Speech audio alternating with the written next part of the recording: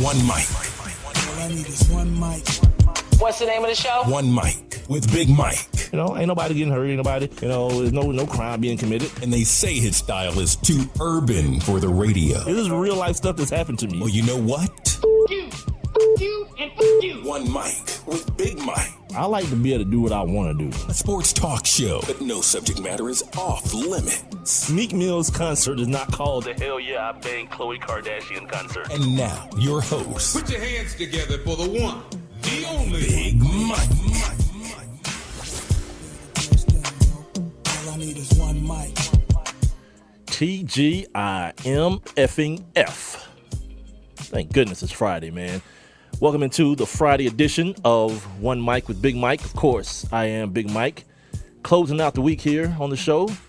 You guys want to get in for the last day of the week? We will be back Monday, but if you want to get in on today, follow my show on Spreaker, SPREAKER.com, or the Spreaker app on any of your mobile devices. All you got to do is follow the number one, MICWITHBIGMIKE. Also use that same handle for Twitter and Instagram. You can find me there when I'm not here. You can also find me on Facebook.com // ONE MICWITHBIGMIKE. Trying to get myself calmed down. I've been eating a bunch of candy before the show. I was feeling a little bit tired, so I thought I needed a little infusion of sugar, and I went with the gayest candy ever, I guess. If you're watching me, oh, by the way, I'm streaming on YouTube right now. And I think the stream is on the Facebook page as well. I'm gonna have to check that out here in a minute. But yeah, I'm eating these things. If you can see what I'm looking, see, yeah, even looking at it makes me laugh. But they're good as it. Sour Dudes. It's like the ghetto version of Sour Patch Kids.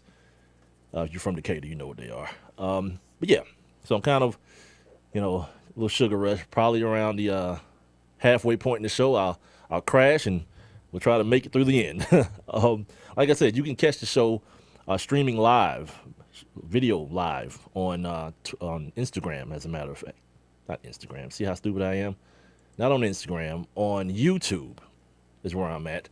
Also, you guys can download the show once I'm done. You can download this and any other show that I've done. All my interviews are posted on my Spreaker page, SPREAKER. They're also on, I think they're on SoundCloud and on YouTube as well. The videos will be on YouTube. I don't double up. I don't do audio and video. That would be redundant and stupid. What else do I have to tell you guys? Oh, yeah. So today, Facebook always gets me.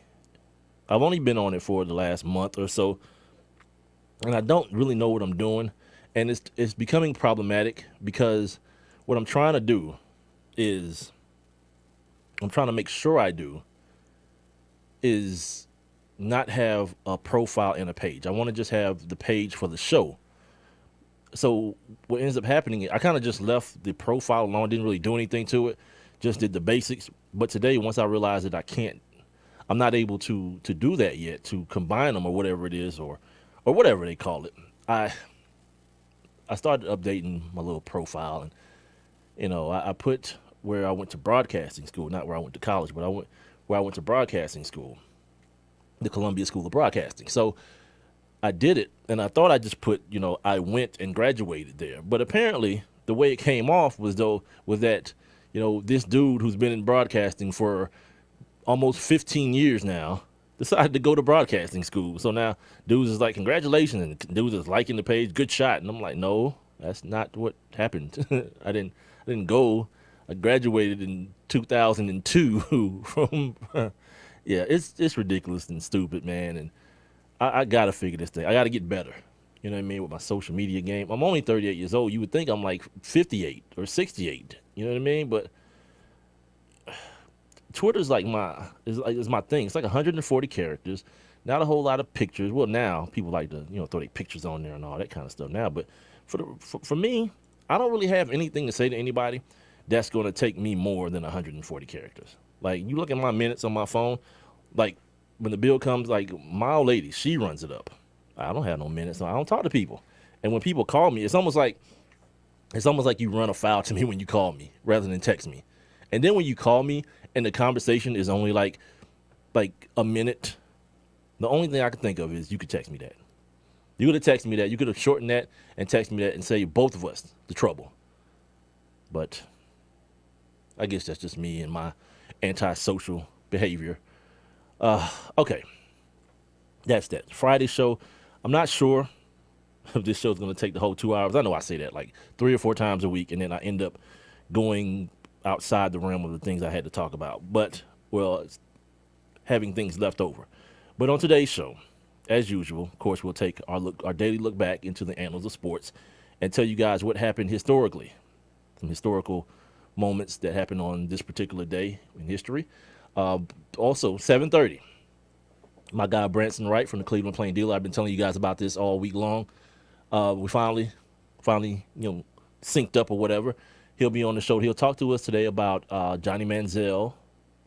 I'll ask him about that. I'll ask him about everything that's going on with the Cleveland Browns. It's a dumpster fire. The Cleveland Cavaliers. If this team is this team as currently constructed, with everything in place, everything healthy, Kyrie will be back here pretty soon. They say he might be back here on this road trip that they're on. So I'm gonna ask him if this team can, in a 7-game series, win a championship, and I'm gonna presumptively say that the Golden State Warriors will be the team that they face. So I asked him about all that, and we'll just kind of kick it and throw around some other sports stuff like Kobe Bryant and things like that. I didn't get a chance to get into this Ronda Rousey thing yesterday. I guess there's a UFC event tomorrow. Conor McGregor and a Mexican or a Brazilian cat, not a Mexican cat, but a Brazilian cat who I don't know. I rarely know any of these dudes from UFC. They say they have a bit of a star problem. I don't mind.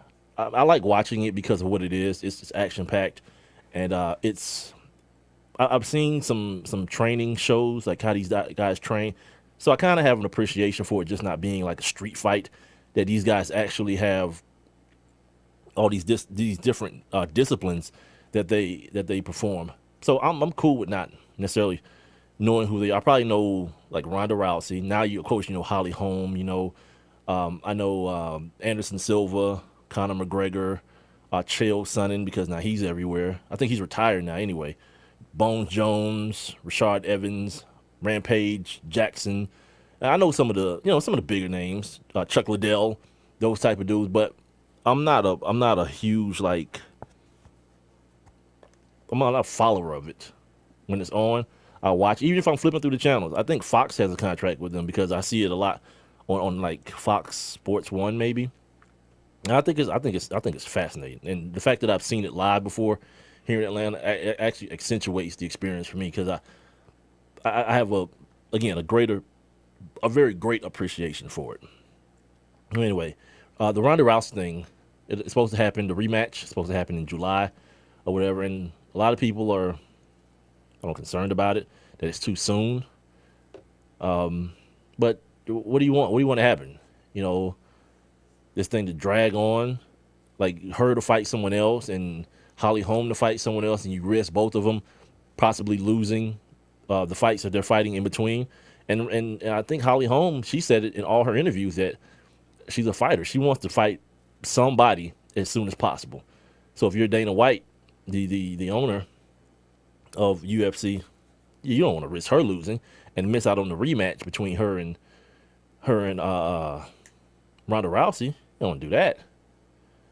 So anyway, we're going to talk a little bit today about the NFL, what happened last night in Thursday Night Football with the Vikings and the Cardinals. I didn't get a chance to get into this DeMarco Murray thing. And Shady McCoy heading back to Philly for the first time. He's being a child about things. And I don't even say that in a condescending way, because it's kind of the way I handle my life too with people. If I don't mess with you, I don't mess with you. Don't ask me no questions about this person. Don't ask me if I'm going to be cordial to him, because I'm probably not going to be. But, we'll talk about both sides of it. I mean, I'm a rational enough person to be able to explore both sides of an issue. The NFL, Roger Goodell and his reactive ass is going to sit down with a panel of people this summer and define for us as fans what a catch is. You see what you all did?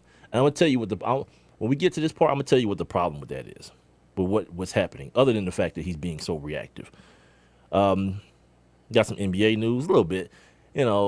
Hawks took an L last night. Also, the Warriors going for, I don't know what, 24 now in a row. I've stopped counting, to be honest with you. They're in Boston tonight, trying to get through this 7-game road trip without a loss, something that's never ever been done in NBA history. And talk a little bit about their coach as well, how he's being evaluated by people, and we're gonna, get some daily Kobe news. Well, I guess the Kobe stuff hadn't been daily with me because, I don't know. I told you guys before, I, Kobe might as well had retired 2 years ago. Yeah, there's no. Yeah, I've got no reason to really watch Kobe Bryant or speak about him. He's a bad player now. He was a good player, but now he's a bad player. So, but we got some news concerning him and Commissioner Adam Silver. Sorry, I made a mistake and closed my notes down. All right, the Heisman Trophy will be awarded to one of three people tomorrow: Christian McCaffrey, Derrick Henry, who took home like every running back award yesterday. So I don't know if that's a good omen or a bad one at the college football awards yesterday. I don't have the list. I didn't feel like going through that today. It just felt boring to me, saying this person won this and this person won the Doak Walker Award and this person. You guys got the internet. I don't really have an opinion on it. That's why I don't really want to just read it off. I don't have a really opinion on it. I don't watch, like, I think the Grammys or something is coming up. I heard like Drake's diss song Back to Back got got nominated for a Grammy. So I guess the Grammys are coming up and other stuff. But I don't watch award shows. I think they're ridiculous too. Not my personal opinion. I don't pass any judgment on anybody who does enjoy those things because I know a lot of people do. That's why they keep putting them on. But me personally, you got paid handsomely to do your job. Why do you have to be recognized after the fact for it? In any the SBs, any of that stuff. Like last year, Rob was so surprised that I didn't. My former co-host Rob Calloway, that I never saw Stuart Scott's speech at the ESPYs. And I was like, no, I didn't. I saw parts of it, I heard how emotional it was, but, I wasn't like flipping back and forth, like waiting for Stuart Scott to hit the stage because I don't watch award shows. Like you could tell me anything's going to be on there. And if something amazing happens, Nicki Minaj shows up butt naked, well, it'll be on the internet tomorrow, everywhere. I'll see it. I know what everybody's talking about. Whatever. We got to talk about the Atlanta Falcons. Oh, we gotta talk. You know what we gotta talk about? We gotta talk about court storming, and in particular, in a broader sense, we gotta talk about you as fans feeling like you need to be a part of the damn game. Like you paid your money, of course, but you paid your money for a seat, man, not to be involved. So we'll talk about it. We'll talk about what happened yesterday in Iowa. The inevitable, basically. We got to talk about the Atlanta Falcons. Daunting task this weekend, Sunday at 1, taking on the Carolina Panthers as they try to go or remain undefeated. I don't know, Falcons fans. I don't know. But, sometimes the damnedest things happen. But the problem is for you, there's so many tiebreakers involved in you making the playoffs. It may be time to start thinking about what you need and who you need to be looking at in the draft. I might do that next week. That's what I might spend my weekend doing. Trying to figure out who's coming out and what positions the Falcons need to be looking at more closely. Of course, it's going to be probably offensive line, defensive line, somewhere down the road, another wide receiver, a complimentary guy, safety. Get some real athletic safety play going on in the back end. A lot of things, man. Got some news coming out of the world of baseball with two former Atlanta Braves making news today. One in very, very good news and one in some somber news. Speaking of somber news, Rory McIlroy, famed golfer and player pimp. Well, ladies, I don't know if you guys care, but he's gotten engaged again. I'm not even going to say he's off the market then, to be honest with you, because the last time he was engaged, he called a girl up like Carolyn Wojnarowski. Is that her name? Now he's engaged to this chick named Erica Stahl. I don't know who she is. She may just be one of those chicks that's like white famous. You know, we have people that are like black famous that black people know and are surprised when white people are like, who is that? And there are people who are white famous, like Erica Stoll. If she's famous, you know, she's one of those people who black people are like, who? Who is she? You know, whatever. It's real. But anyway, that's who he's engaged to. So I don't know as a woman what makes you do that. Like, what explanation does he give you? Well, other than the fact that he's filthy freaking rich and probably didn't give you any explanation. But if he did, like, what did that sound like? You called your chick on the phone after she gave out all the what do they call wedding invitations, and it's like, you know what? I don't think this is gonna work out. I don't even think this need to happen, and then bounced. Which, by the way, I'm not against that at all. Like, I've been in a couple of situations, not situations, but a couple of verbal, let's call them altercations with women in regards to this subject matter. And if you ask me, I'm like, look, inevitably, it cuts down all the, you know, why, and you having to explain to her, and then her trying to like reel you back in with some physical contact. Yeah. From far, far away, that band was like, look, yeah, we probably need to go ahead and end this. but I sent out all the wedding invitations. That's okay. Let them worry about that. I'm out. Dial tone immediately. Yeah, I have no problem with that. And you can call that dude a coward all you want to and all this foolishness. Because he didn't even want to talk about it. You damn right. What's there to talk about? Yeah, what we got to discuss? I'm out. O-U-T. I'm out. Now, if you want to talk about it, go get you a therapist. You got the money. Go do that. But meanwhile, I guess what she decided she was going to do was just go like enjoy her freedom or try to make this dude jealous by getting with all these other dudes. Fine. You know what I mean? Like, the chances of him caring, 0 to none. All right, this is One Mic with Big Mike. Spreaker.com is where you're hearing the show, or the Spreaker app, live Monday through Friday from 7 to 9 p.m. Make sure you guys follow the show. The number 1, MICWITHBIGMIKE is where you can find me. If you want to jump on in the chat room, just follow the show, and when you look at the bottom of the screen, you'll see a little thought bubble jumping around a little bit. Just click on that, and you can jump on in the chat room and interact with some of the other people that are in there, or myself. I do read the chat room while I'm talking. You know, I'm kind of a multitasker that way. Also, I'm streaming live right now. Let me make sure it's still working, still up. Streaming live right now on the YouTube. Yep, there I am. On the YouTube. It's a little behind, I think. Yeah, it looks like it's lagging behind by a couple seconds, but who gives a damn, right? See, you can chat on this thing too. I learned yesterday. Some dude from somewhere across the world was chatting with me on this. So I do look at that as well. Also, if you don't catch the show live, you guys can find it on SoundCloud. You can find it on YouTube. You can also find it on the Spreaker page at a later date, as well as the rest of the interviews. Okay, let's get into this right quick. Not even quick. And I struggle with this. I kind of fought with this a little bit because of the fact that I don't want to be one of the people who feed the beast. And you say, Mike, what beast are you talking about? The Donald Trump beast.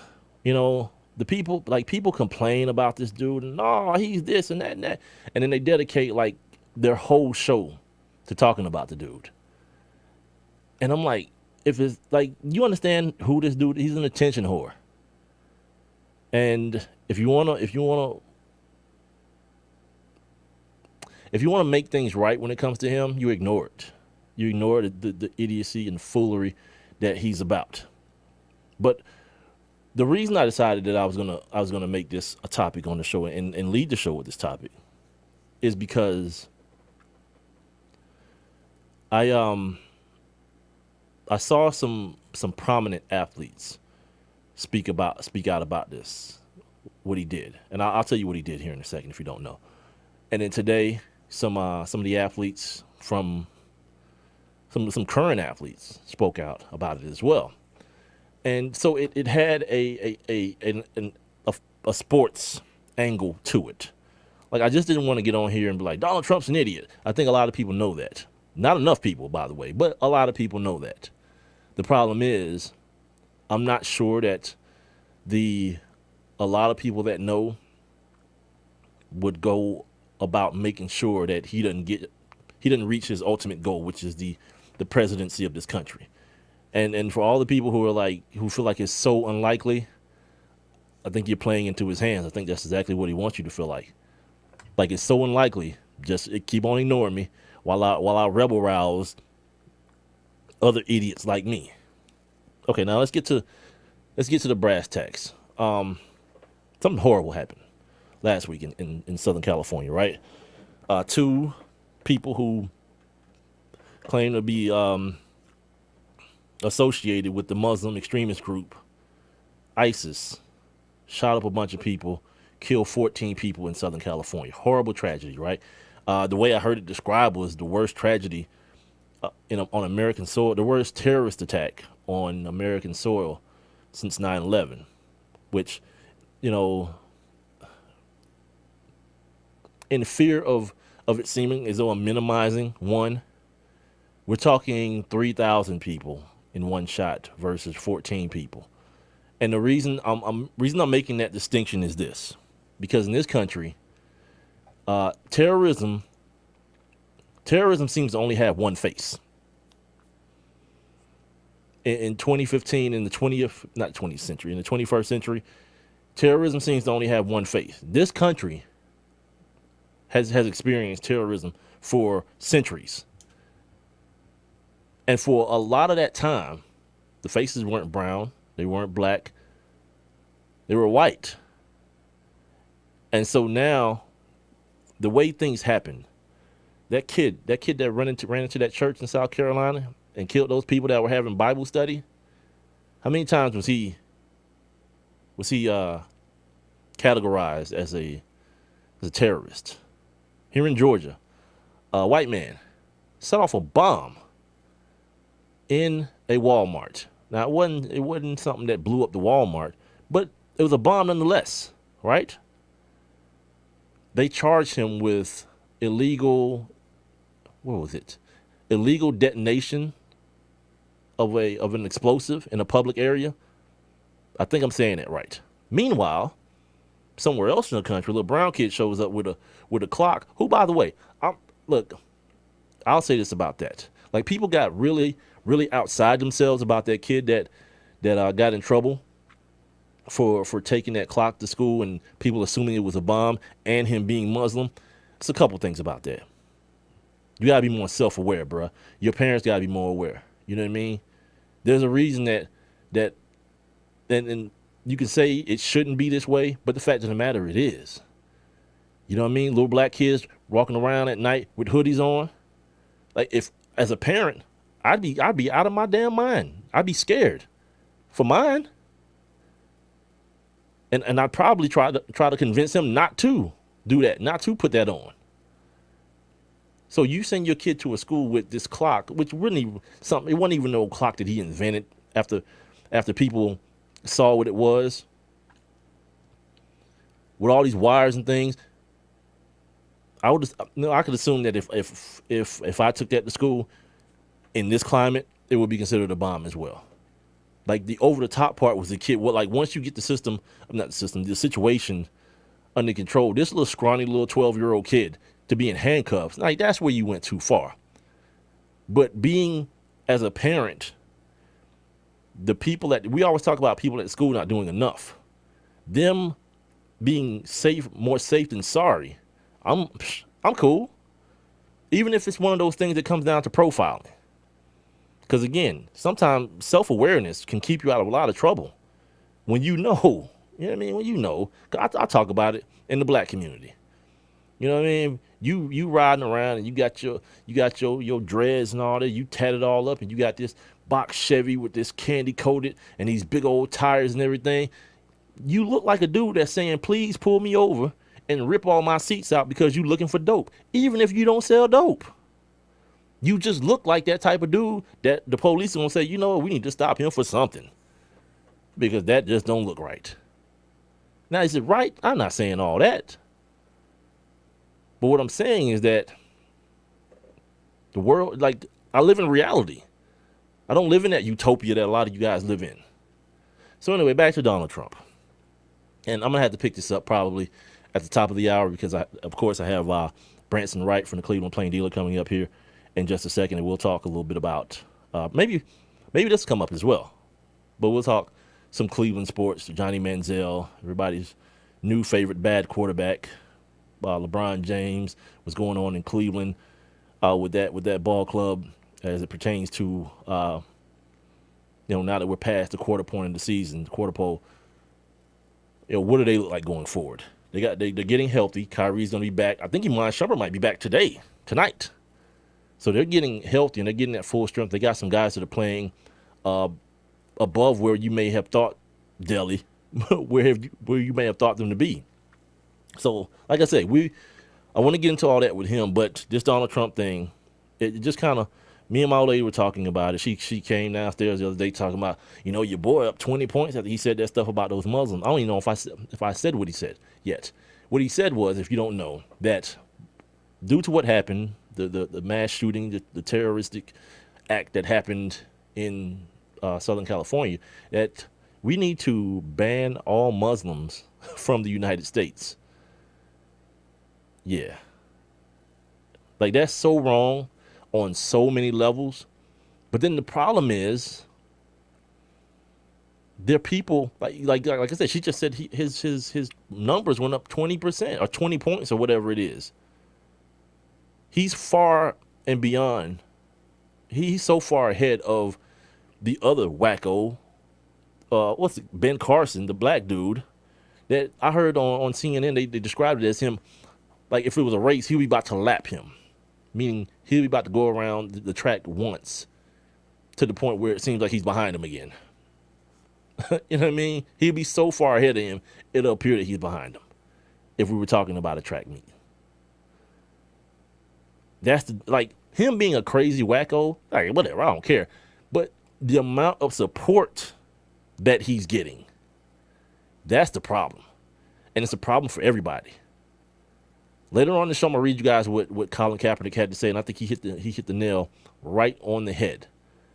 See, so many people want to look away because it doesn't necessarily pertain to them.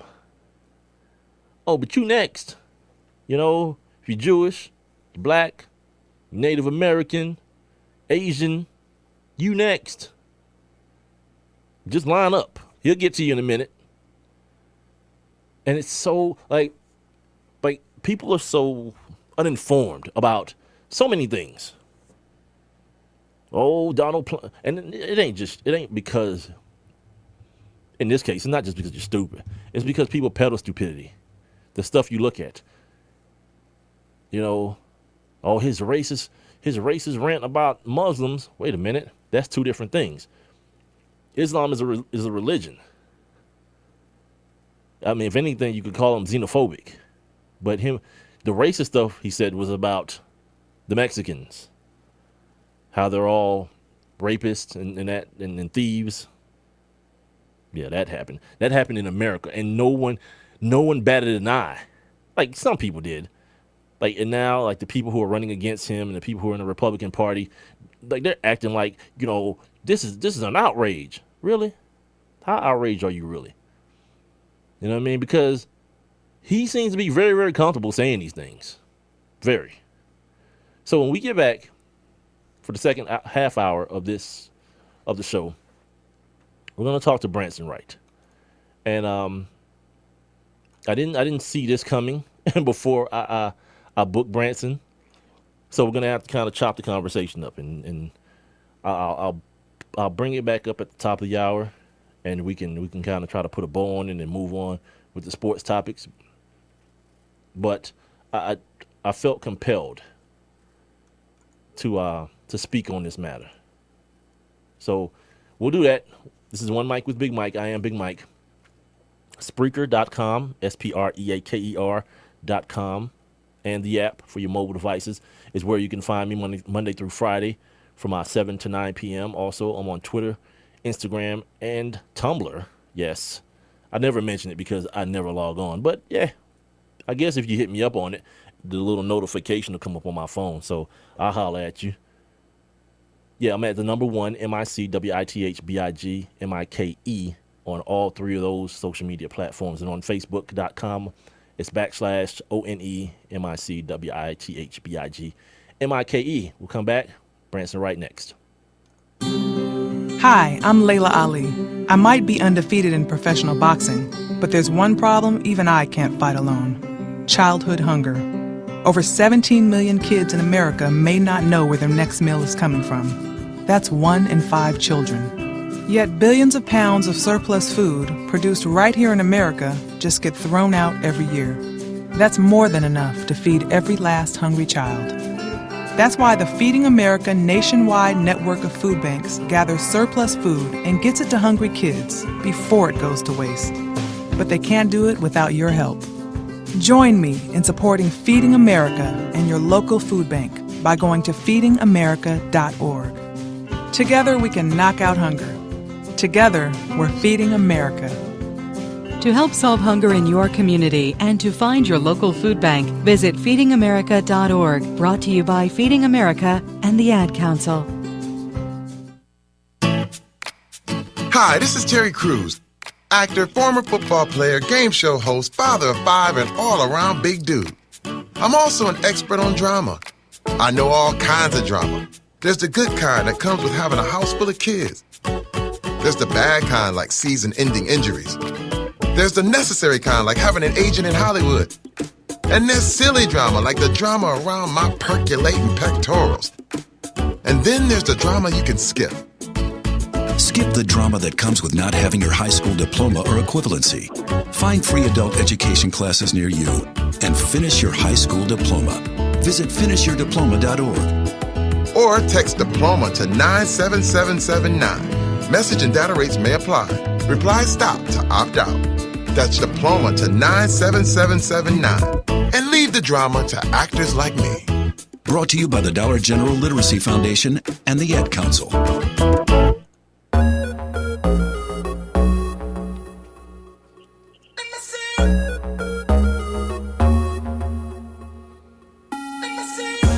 Welcome back to the Friday edition.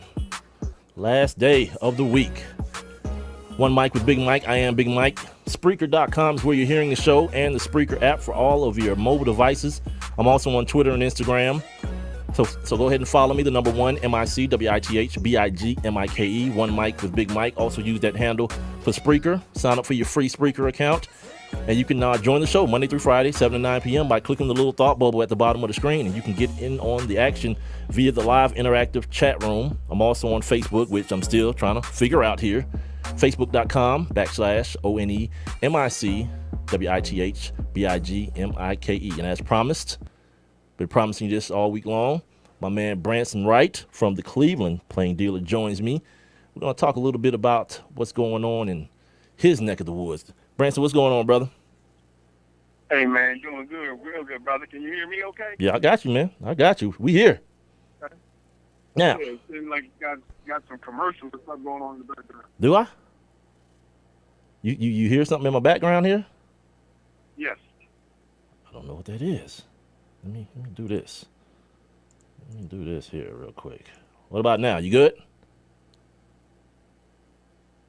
You sort of. I don't know, dude. You want to call me right back? No, I'm good. I'm good if you good. All right, okay. I'll make it through. All right. Yeah, it's a work in progress around here, my man. He is Branson Wright of the Cleveland Plain Dealer. Make sure you guys follow him the way I do on Twitter and on Instagram at Branson Wright. He's also the host of the Sports Brothers. What's that? Wednesday from 6 to 7 on 1490 AM and newstalkcleveland.com. Well, first, you know what? I haven't even mentioned this today. We gotta send a big RIP out to Hot Rod Williams, longtime Cleveland Cavalier. Tell us a little bit about Hot Rod. The people who don't know it, weren't alive or didn't pay attention to basketball at that time. Tell us a little bit about Hot Rod Williams, Branson. Oh, man. Now, I wasn't in Cleveland at the time when Hot Rod is playing, but I talked to a few people today talked to Ron Harper, who played with him, and Wayne Embry, and just really a lot of folks around Cleveland. And, they had nothing but good things to say about the guy. A few guys, joked around and said, the only thing about the guy, he was a little country. But other than that, he was a great dude. And the one thing about him that a lot of people get is that he was what you would call one of the premier six men.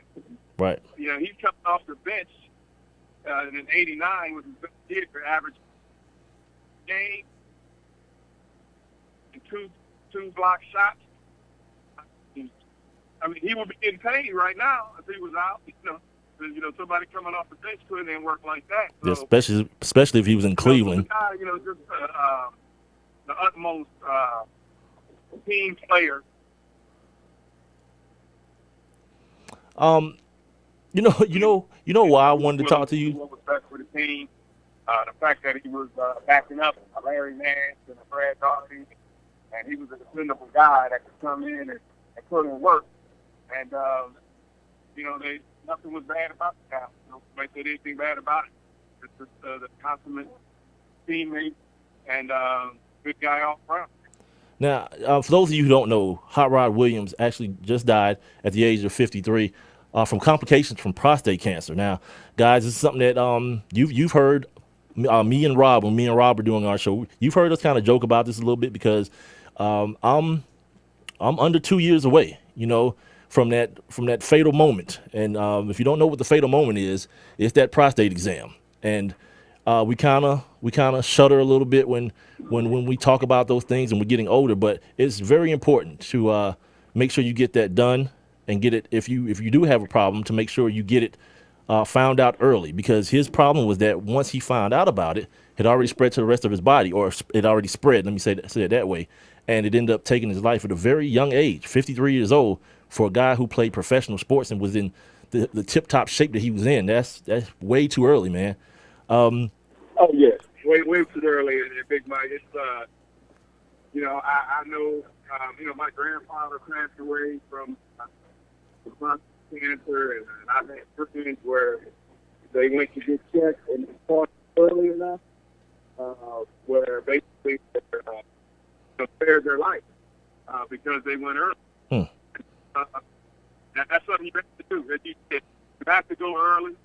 I guess for a lot of guys, it might feel it's embarrassing or things like that, but I have a checkup every year. They say really to wait every 2 years, but every February, which is Black History Month, I go in to see my doctor to make sure that I don't turn into history. I know that's right. Everything is great, man, and that's what people got to do. I know that's right. Look, the reason I called you last week, because like the funniest thing ever, that Ravens loss that happened up there in Cleveland was outstanding, and the most outstanding part about it wasn't actually what happened. Well, I'm not gonna lie. Yeah, I was laughing my ass off when it happened, but the next day, as I'm preparing for my show, I keep seeing this story and I keep passing it by because I'm like, I don't want it's foolishness. Cleveland fans acting crazy about the loss. But then I see this video of this dejected dude ripping the jersey from his body during the game. Right. Now, and the only thing I could think of after I saw it and finished laughing, I was like, that dude will be back next week in that same damn seat. Am I wrong for thinking that about those people up there? Hey, Big Mike, I said, man, we got a bad connection, man. We do? I mean, is there any way you call it back? It's like I'm getting another signal. Yeah, I'll hit you right back. Okay. All right, we're gonna try to reconnect with Branson here in just a second, because I want to talk to him about. I definitely want to talk to him about this that stuff that went on up there in Cleveland. So yeah, it sounded like he was driving or something, and I apologize for that. I just didn't want to. I actually didn't want to cut him off, while he was doing what he was doing. But we're gonna ring him back here in just a second. Ring him back like I'm talking about a damn like I'm talking about some sort of rotary phone or something. Hello. All right, so we got Branson back. Hopefully our connection is a little bit better. Can you hear me better now, brother? Yeah, I do. It's just like it's almost like there's a broadcast in the background. Right now? Still? Yeah. That's weird. Yeah, it's very weird. Yeah, that's weird. Yeah, I was talking about the Cleveland Browns and everything that's going on up there.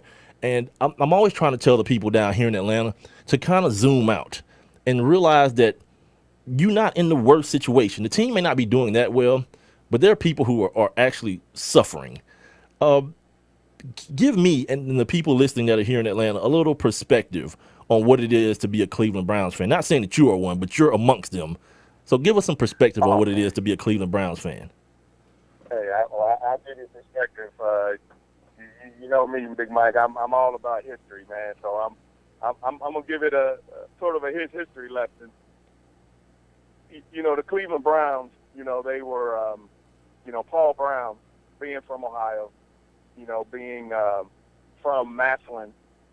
You know, he developed Massillon High School, which was one of the high school powers, in the state and in the country. And even back then, when a lot of young black kids couldn't play in certain school districts or for certain teams, Paul Brown was willing to have these players on his team. Now, I won't even use the word willing. It was natural for him, which it should be natural for everybody. Right. So he's had this tradition of black players from high school. You know, the Cleveland Browns had more black players than any other teams before they joined the NFL, and he brought that into the NFL, and they were one of the first teams to have black stars. You know, from Marion Motley to Jim Brown. So you have that tradition with the black community and with people all over the country knowing that the Browns had these black stars, and then Ohio being rich, and it was embraced, from this city from the very beginning. So you have this, and people, I don't want to say live and die, but it's almost like your birthright, especially people from Cleveland, to be a Browns fan, especially when they were one of the premier teams.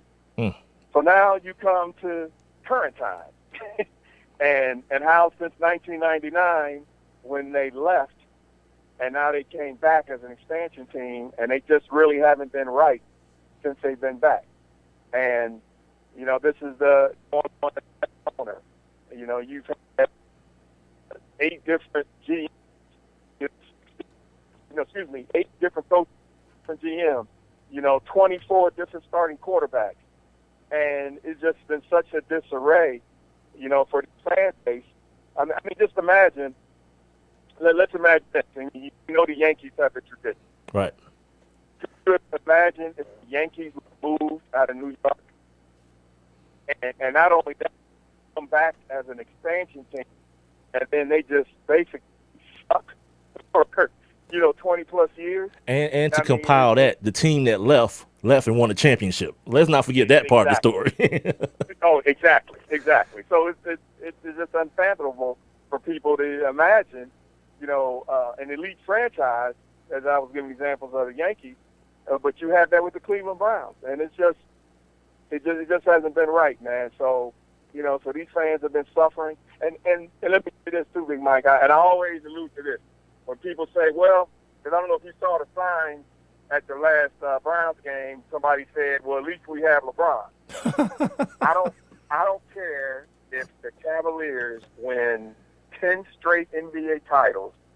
It will not be the same if the Browns win 1. Wow. This is a football town. The Browns backers is the biggest NFL fan organization in the world. The Browns backers are all over the world. And the Browns backers, you have 2 and 3 Browns backers in different cities. I mean, when I would travel with the Browns, whatever city I would go to, it would be a Browns backer. Or actually, 3 Browns backers. I mean, so man, it's all about the Browns here, man. And it's just unfortunate how things have happened since they've been back in '99. Okay, well, speaking of unfortunate, and we're talking to Branson Wright right now, the Cleveland Plain Dealer. He's at Branson Wright on Twitter and Instagram, so make sure you give him a follow. Johnny Manziel, a couple of weeks ago he was supposed to start, but then he wanted to go clubbing with his boys and pop champagne and whatever, and he got effectively benched for it for 2 weeks. And this week he's being placed back in the starting lineup. What exactly is the point? Is it just one of those things because they know they're going to have a good draft pick next year or in this coming draft? They got to see if he shows any signs of being a professional quarterback? Is that what this is all about? Yes, that's what it's all about. And being a professional is more than just what you can do on the field. Exactly. I think if Manziel was balling out, maybe you would overlook this a little bit. Maybe people would say, well, Johnny being Johnny, but he's balling and we're doing well. But he's not balling out, for one, and then he continues to embarrass the organization. And here's the thing, people say, well, he's young and he can go out and party. What's wrong with that? The problem is that you went to rehab for being an alcoholic. Exactly. And you promised the organization that you wouldn't embarrass them anymore. You see, it would be different than there's a picture on Twitter and Instagram. He's at a party and he's got some bottled water. He's got some bottled water hanging on. He's chilling. But he had a bottle of alcohol. And you're not supposed to be doing that, and you're not supposed to be around it. So the Browns were like, you know what, we have to do something. We're supposed to be a team. We're supposed to treat everybody the same, if you will. And so they had to do something. So it was a thing about sitting down, and Johnny, you got these last 4 games of the season. Not only are you going to try to prove what you can do if you can be here with us, but for Johnny's sake, he's got to prove himself to the other teams in the NFL that might have interest in him if the Browns indeed let him go. And see, I've said this for a long time. Ever since that picture came out of him with the rolled up dollar bills, that dude's got terrible friends. He's got the worst friends ever in history because if that's your dude, you don't let him do that. You don't let people snap pictures of him. And then 2, in the video, he's sitting up there posing for the pictures. Like that's the mark of a person who is who has no self-awareness at all. None at all. And it's just amazing, man. And, you'll have players at parties and they'll be in their VIP and things like that. But guys are taking pictures, man, but bottles down. We're going to stand next to you, hug, smile, put a sign, but put the bottles down, it's just a bad look, especially with the rolled up $100 bill. Yeah. That's a bad look. Even if you're not doing what that represents, it's a bad look. Yeah, if I had to put money on it, you just don't roll $100 bills up because. You know what I mean? Right. If I had to put money on it. Now, let's talk about Mike Pettin, the head coach, a guy who it was rumored that he didn't really want Johnny Manziel, but the owner was the one who pulled the trigger and said, you guys got to get back in the first round and get this guy. I want this guy. But now he's in a position, I think, and I'm asking you because you're up there, well, I asked the question, is his future now linked to Johnny Manziel's success or failure? Yeah, absolutely. If Johnny Manziel is balls out and the Browns win the rest of the games, and especially these games they got against Seattle, at Seattle, Pittsburgh at home, and at Kansas City, and not including the San Francisco game this Sunday. If they go 4-0, Manziel balls out, then Pettin comes back. What about Ray Farmer? But see, my thing is, I think Ray Farmer comes back no matter what, based on this. I think Ray Farmer comes back if they hire somebody over him, like they have some type of consultant. Okay. Some veteran long-time NFL guy that will have a lot of the control, and then I think he's back. But I think Pettin, for him to be back, it's going to take the Browns winning the rest of these games, which I don't think is going to happen. One more question about the Browns before we move on to the Cavaliers. What's the word on